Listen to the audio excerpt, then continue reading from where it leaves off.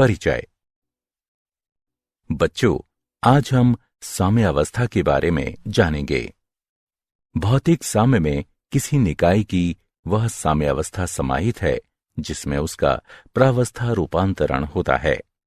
उदाहरण के लिए, नमक की घुलनशीलता, जल का वाष्पीकरण आदि।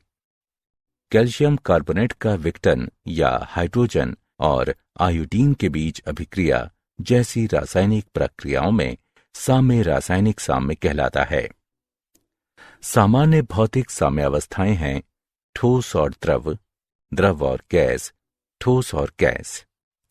समांगी साम्यावस्थाओं में अभिकारक और उत्पाद समान प्रावस्था में होते हैं, जबकि रासायनिक साम्यावस्थाओं में अभिकारक और उत्पाद अलग अलग प्रावस्थाओं में होते हैं। इसलिए इस पूरे मॉड्यूल में हम साम्यावस्था के बारे में जानेंगे।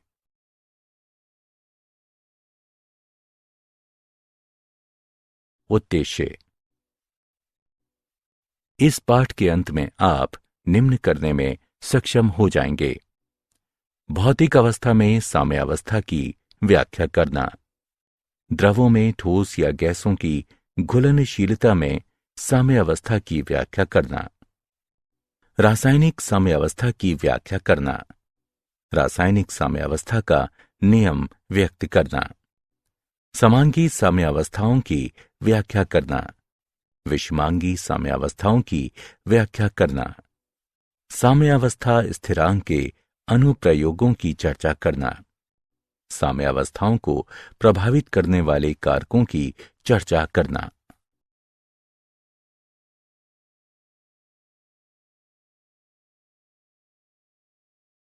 भौतिक अवस्था में साम्य।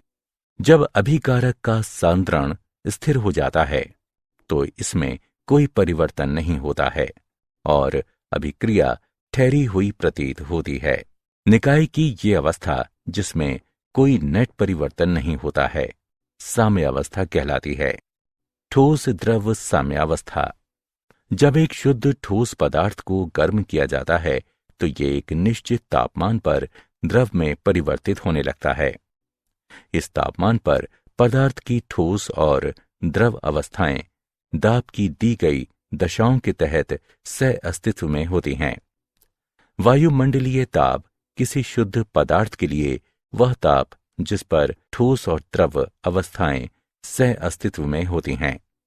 पदार्थ का सामान्य गलनांक या सामान्य हिमांक कहलाता है। गलनांक पर ठोस पदार्थ की द्रवावस्था के साथ साम्यावस्था में होता है। ये मानते हुए कि बर्फ और जल को 273 केल्विन यानी बर्फ के गलनांक पर एक पूर्ण रूपेण रोधी थर्मस फ्लास्क में लिया गया है। इस निकाय का एक रोचक अभिलक्षण यह है कि तापमान तथा बर्फ और जल के द्रव्यमान स्थिर रहते हैं। ये बर्फ और जल के बीच गतिक साम्य दर्शाता है।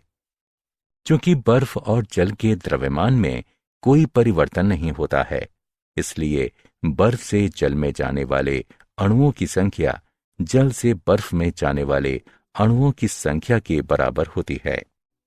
इस प्रकार साम्यावस्था पर गलनांक की दर बराबर हिमांक की दर।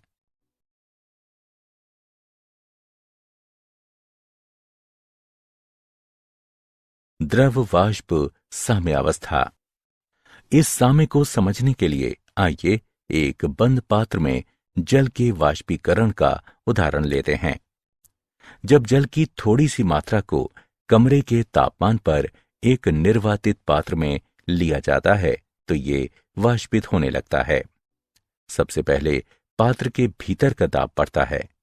जैसे ही गैस प्रावस्था में अणुओं की संख्या बढ़ती है, ये जल की सतह से टकराकर इसे ग्रहण कर लेते हैं। ये संघनन कहलाता है। प्रारंभ में संघनन की दर वाष्पीकरण की दर से कम होती है, लेकिन गैस प्रावस्था के अणुओं में वृद्धि के साथ संघनन की दर बढ़कर वाष्पीकरण की दर के बराबर हो जाती है। इस अवस्था में यह कहा जाता है कि साम्य स्थापित हो गया है।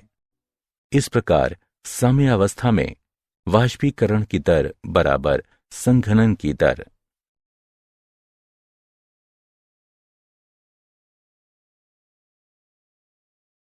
ठोस वाष्प साम्यावस्था।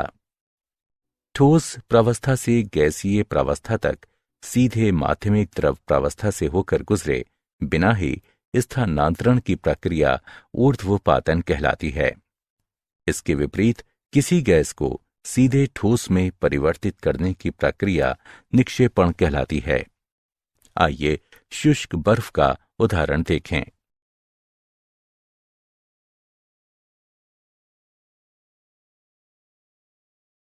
द्रवों में ठोस या गैसों की घुलनशीलता संबंधी साम्य। द्रवों में ठोस विलयन, जिसमें और अधिक विलय कण न घुल सके, संतृप्त विलयन कहलाता है। उदाहरण के लिए, यदि हम जल में लगातार चीनी मिलाते रहें तो एक अवस्था ऐसी आती है जब और अधिक चीनी जल में नहीं घुलती है। संतृप्त विलयन साम्य की अवस्था समरूप होता है। जब द्रव में चीनी की घुलनशीलता की दर अपक्षेपण की दर के बराबर होती है तो साम्य अवस्था स्थापित कही जाती है। यह साम्य अवस्था प्रकृति गतिक होती है।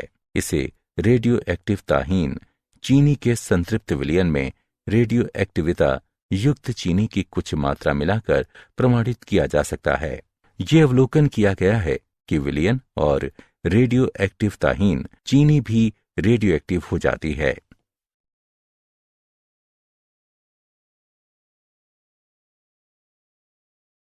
द्रवों में गैस से जब एक कोल्ड ड्रिंक की बोतल खोली जाती है तो उसमें घुली हुई कार्बन डाइऑक्साइड बहुत तेजी से बाहर निकलने लगती है। ये एक साम्य अवस्था स्थिति को दर्शाती है। दिए गए ताप पर गैसीय अवस्था में विलय के अणुओं और द्रव में खुले अणुओं के बीच एक साम्य अवस्था होती है। इसे निम्न प्रकार से व्यक्त किया जा सकता है। द्रव में गैस की विलयता पर दाब के प्रभाव को हेनरी के नियम द्वारा व्यक्त किया जाता है।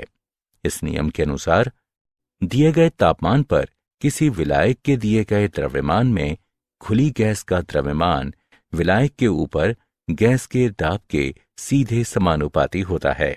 m सीधे समानुपाती है p के। m बराबर kp।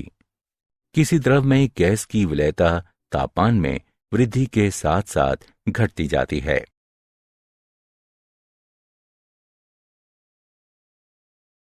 भौतिक प्रक्रम में शामिल साम्य अवस्था के सामान्य लक्षण। 1. साम्य अवस्था पर निकाय के मापने योग्य गुणधर्म स्थिर होते हैं। 2. साम्य अवस्था पर दो विपरीत प्रक्रमों के बीच गतिक संतुलन होता है। 3. केवल बंद निकाय में ही साम्य अवस्था प्राप्त की जा सकती है। 4. जब साम्य अवस्था प्राप्त हो जाती है तो साम्य अवस्था में शामिल पदार्थों की सांद्रता सहित एक व्यंजक मौजूद होता है जो दिए गए तापमान पर एक स्थिर मान पर पहुंचता है। 5. सांद्रता के स्थिर मान का परिमाण ये दर्शाता है कि साम्य अवस्था तक पहुंचने से पूर्व प्रक्रम किस सीमा तक हो चुका है।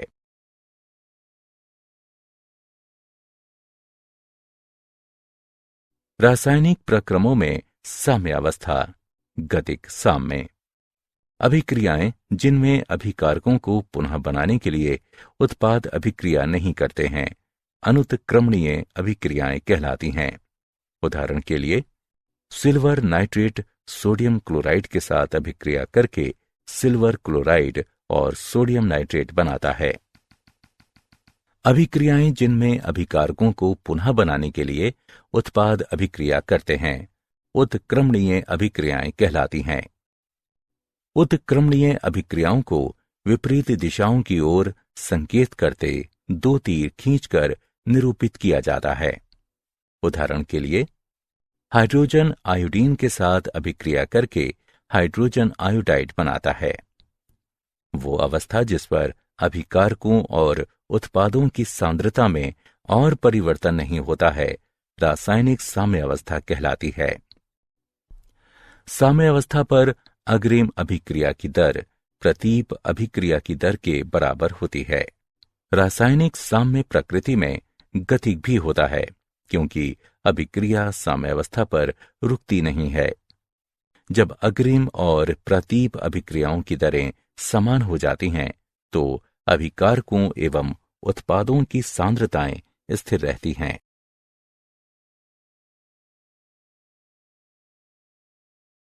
रासायनिक प्रक्रमों में साम्यावस्था, गतिक साम्य। आइए उदाहरण की सहायता से साम्यावस्था की व्याख्या करें। जब कैल्शियम कार्बोनेट को एक बंद निर्वातित पात्र में 1073 केल्विन तक गर्म किया जाता है तो ये कैल्शियम ऑक्साइड और कार्बन डाइऑक्साइड गैस उत्पन्न करने के लिए अपघटित होने लगता है। कार्बन डाइऑक्साइड दाब में वृद्धि करती है। दाब में वृद्धि लगातार होती है क्योंकि अभिक्रिया आगे बढ़ती रहती है और अंत में स्थिर हो जाती है और तब तक स्थिर रहती है जब तक तापमान स्थिर रहता है।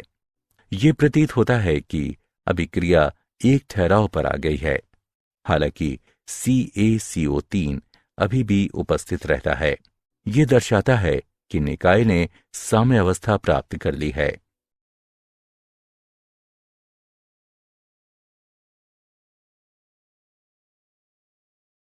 रासायनिक साम्यावस्था का नियम और रासायनिक स्थिरांक। द्रव्य अनुपाती क्रिया के नियम के अनुसार स्थिर ताप पर किसी रासायनिक अभिक्रिया की दर अभिकारक अवयवों के आणविक सांद्रण के गुणनफल के सीधे अनुक्रमानुपाती होती है। साथ ही प्रत्येक सांद्रण पद की घात का मान रासायनिक समीकरण में उस अवयव के संख्यात्मक गुणांक के बराबर होता है। आइए एक साधारण उत्क्रमण अभिक्रिया पर विचार करें। अभिकारक A और B उत्पाद C और D बनाने के लिए अभिक्रिया करते हैं। साम्य मिश्रण में सांद्रताएं निम्न प्रकार से संबंधित हैं। इसे समीकरण 1 नाम दें। समीकरण 1 साम्य समीकरण कहलाता है। Kc साम्य स्थिरांक कहलाता है और पद साम्यावस्था स्थिरांक व्यंजक कहलाता है। निम्न प्रकार की सामान्य अभिक्रिया के लिए साम्यावस्था स्थिरांक के लिए व्यंजक को निम्न प्रकार से लिखा जा सकता है, जहां C इंगित करता है K को, अर्थात Kc को मोल प्रति लीटर की सांद्रताओं में व्यक्त किया जाता है।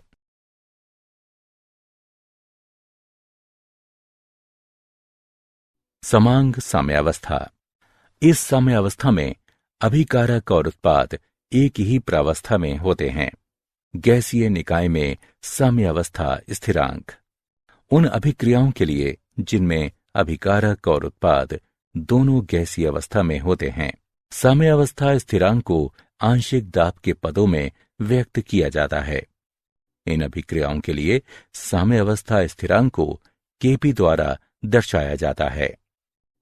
आदर्श गैस समीकरण है PV बराबर nRT, P बराबर N/V RT, जहां P पास्कल में दाब, N गैस के मोलों की संख्या, Vm घन में आयतन है, T केल्विन में तापमान है और R बराबर 0.831 बार लीटर प्रति मोल केल्विन। N/V को मोल प्रति लीटर में सांद्रता C के रूप में और P को बार में व्यक्त किया जा सकता है, इसलिए P बराबर CRT। सामान्य अभिक्रिया के लिए Kp का मान है, जहां C Da और B के क्रमशः Pc, Pd, Pa, Pb आंशिक दाब है और इसे हल किया जा सकता है। Kp और Kc के बीच संबंध है Kp और Kc गुणा RT की घात डेल्टा N, जहां संतुलित रासायनिक समीकरण में डेल्टा N बराबर गैसीय उत्पादों के मोलों की संख्या, गैसीय अभिकारकों के मोलों की संख्या, दाब को बार में व्यक्त किया गया है।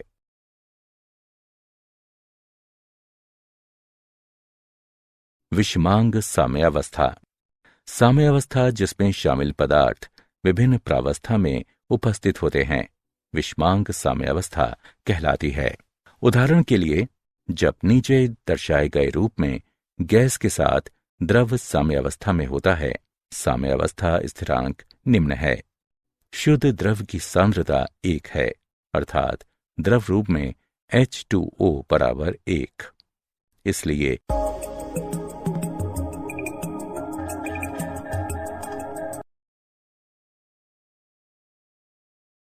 साम्यावस्था स्थिरांक के अनुप्रयोग। साम्यावस्था स्थिरांक के लक्षण। साम्यावस्था स्थिरांक का मान अभिकारी अवयवों की प्रारंभिक सांद्रता पर निर्भर नहीं करता है। साम्यावस्था स्थिरांक का मान ताप बदलने के साथ बदलता है। उत्क्रमणीय अभिक्रिया के लिए उत्क्रम अभिक्रिया के साम्यावस्था स्थिरांक अग्रवर्ती अभिक्रिया के साम्यावस्था स्थिरांक का व्युत्क्रम होता है। साम्यावस्था स्थिरांक उत्प्रेरक की उपस्थिति पर निर्भर नहीं करता है।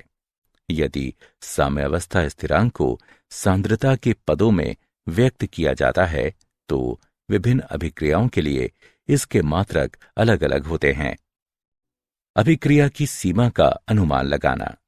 साम्यावस्था स्थिरांक का परिमाण हमें उस सीमा के बारे में बताता है जिसके लिए अभिकारकों को साम्यावस्था प्राप्त करने से पहले उत्पादों में रूपांतरित किया जाता है।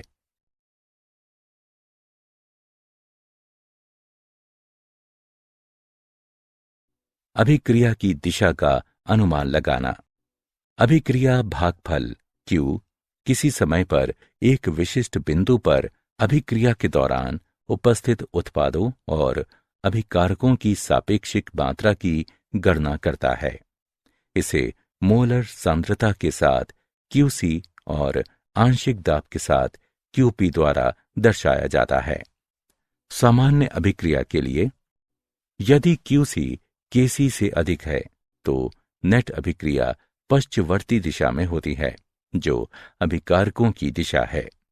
यदि QC KC से कम है तो नेट अभिक्रिया अग्रवर्ती दिशा में होती है जो अभिकारकों की दिशा है। यदि QC बराबर KC तो अभिक्रिया साम्यावस्था में है, अर्थात नेट अभिक्रिया नहीं होती है।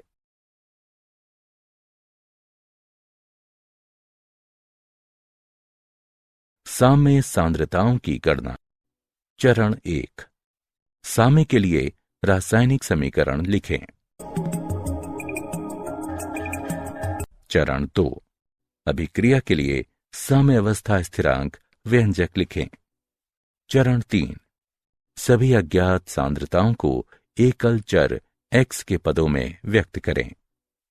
चरण 4। साम्यावस्था स्थिरांक व्यंजक में साम्यावस्था सांद्रताओं यानी x के पदों में उसको प्रतिस्थापित करें। चरण 5। x के लिए समीकरण हल करें। चरण 6। साम्यावस्था सांद्रताओं की गणना के लिए चरण 3 के व्यंजकों में x के लिए प्राप्त किए गए मान प्रतिस्थापित करें।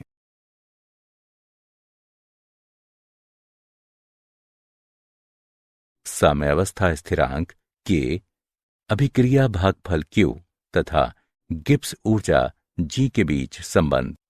विशिष्ट निर्धारित दशाओं में निकाय से स्वतंत्र रूप से उपलब्ध ऊर्जा जिसे उपयोगी कार्य में लगाया जा सकता है गिब्स ऊर्जा कहलाती है। संबंध है, इसे समीकरण 1 के रूप में नाम दें जहां ये मानक गिब्स ऊर्जा दर्शाती है।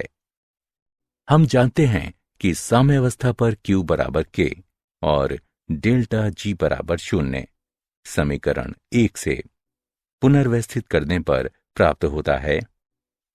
यह समीकरण ताप और साम्यावस्था स्थिरांक के मानक गिब्स मुक्त ऊर्जा परिवर्तन से संबंधित है। साम्यावस्था स्थिरांक है।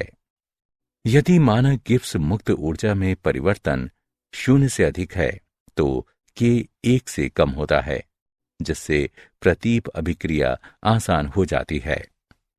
यदि मानक गिब्स मुक्त ऊर्जा में परिवर्तन 0 से कम है तो K 1 से अधिक होता है जिससे अग्र अभिक्रिया आसान हो जाती है।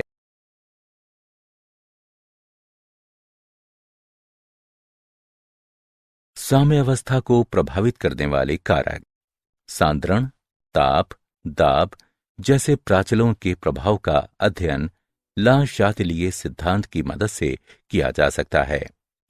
इसके अनुसार यदि एक निकाय साम्यावस्था में सांद्रण, दाब या ताप में परिवर्तन के अधीन है तो साम्यावस्था उस दिशा में अग्रसर होती है जिस दिशा में परिवर्तन का प्रभाव समाप्त हो जाए।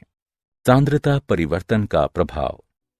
ला शातिलिये सिद्धांत के अनुसार जब साम्यावस्था वाले निकाय में अवयव की सांद्रता बढ़ जाती है तो साम्य स्थानांतरित हो जाएगा जिससे मिलाए गए पदार्थ का उपयोग हो सके।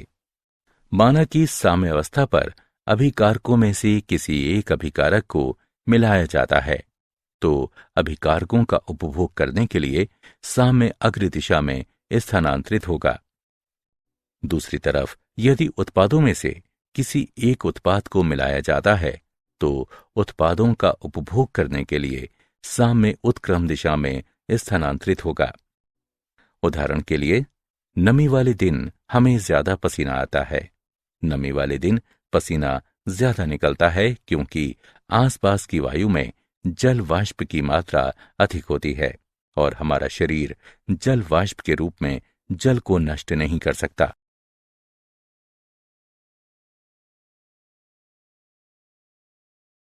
साम्यावस्था को प्रभावित करने वाले कारक। दाब परिवर्तन का प्रभाव। ला शातिलिये सिद्धांत के अनुसार वाह्य दाब में वृद्धि साम्यावस्था को इस प्रकार से प्रभावित करेगी कि दाब कम हो जाए। इसका अर्थ है कि साम्य उस दिशा की ओर स्थानांतरित होगा जिस तरफ गैसीय पदार्थों के मोलों की संख्या सबसे कम है। उदाहरण के लिए, यदि हम दाब में वृद्धि करते हैं तो निकाय द्वारा घेरा गया आयतन घट जाता है और प्रति इकाई मोलों की संख्या बढ़ जाती है। ये प्रभाव संभारित किया जा सकता है।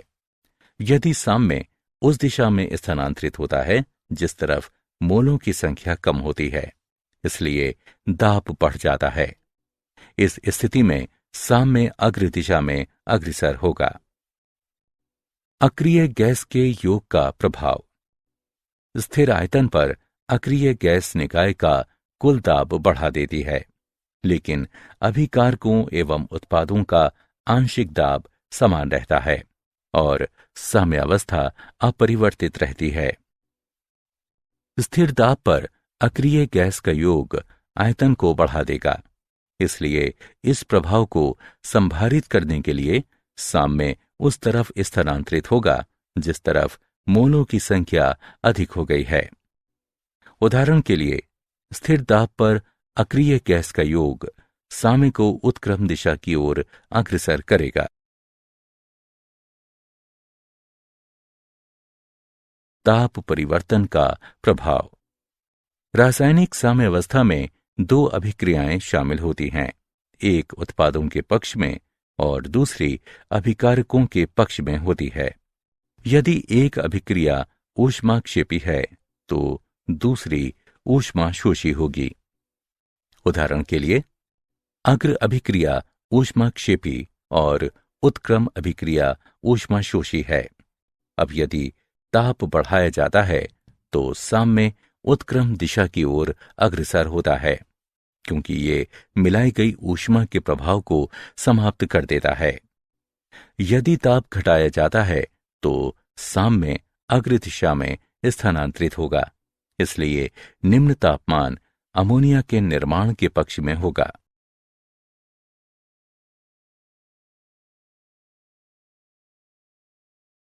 क्या आप जानते हैं, डॉक्टर डिएगो डॉमजिस एरोस्पेस इंजीनियरिंग विभाग में सहायक प्रोफेसर के नेतृत्व में एक अनुसंधान टीम को तापीय असाम्यावस्था की उपस्थिति में अशांत प्रवाहों की जटिल अन्योन्य क्रिया के अध्ययन के लिए air force office of scientific research यानी AFOSR द्वारा $2.2 मिलियन का पुरस्कार प्रदान किया गया। बुनियादी अनुसंधान पहल BRI पुरस्कार अशांत प्रवाहों पर तापीय एवं यांत्रिक असाम्यावस्था प्रभावों, विशेष रूप से सीधे संख्यात्मक अनुकरणों, आणविक अनुकरणों एवं प्रयोगों के द्वारा ऊर्जा विनिमय के लिए मौलिक तंत्र में अध्ययन के लिए दिया गया है।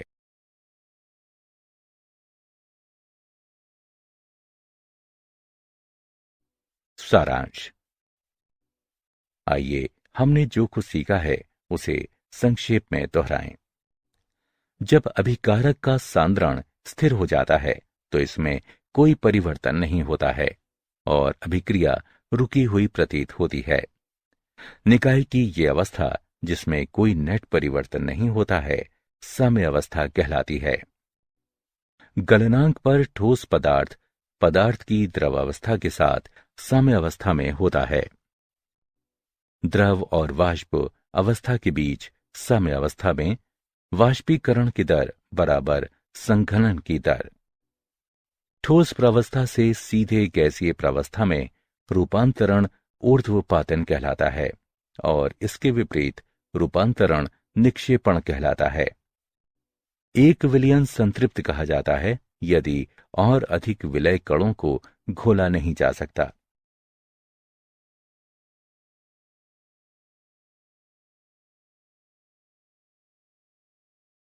द्रव्य अनुपाती क्रिया के नियम के अनुसार स्थिर ताप पर किसी रासायनिक अभिक्रिया की दर अभिकारक अवयवों के आणविक सांद्रण के गुणनफल के सीधे अनुक्रमानुपाती होती है।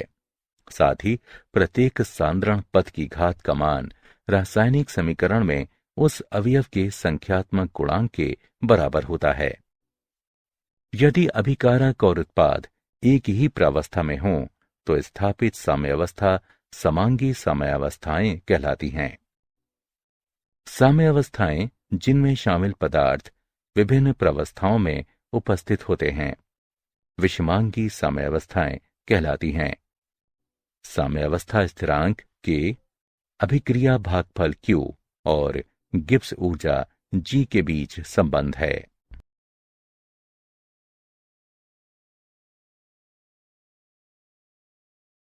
साम्यावस्थाओं को प्रभावित करने वाले कारक सांद्रण परिवर्तन, दाब परिवर्तन, अक्रिय गैस योग, ताप परिवर्तन और उत्प्रेरक का प्रभाव हैं।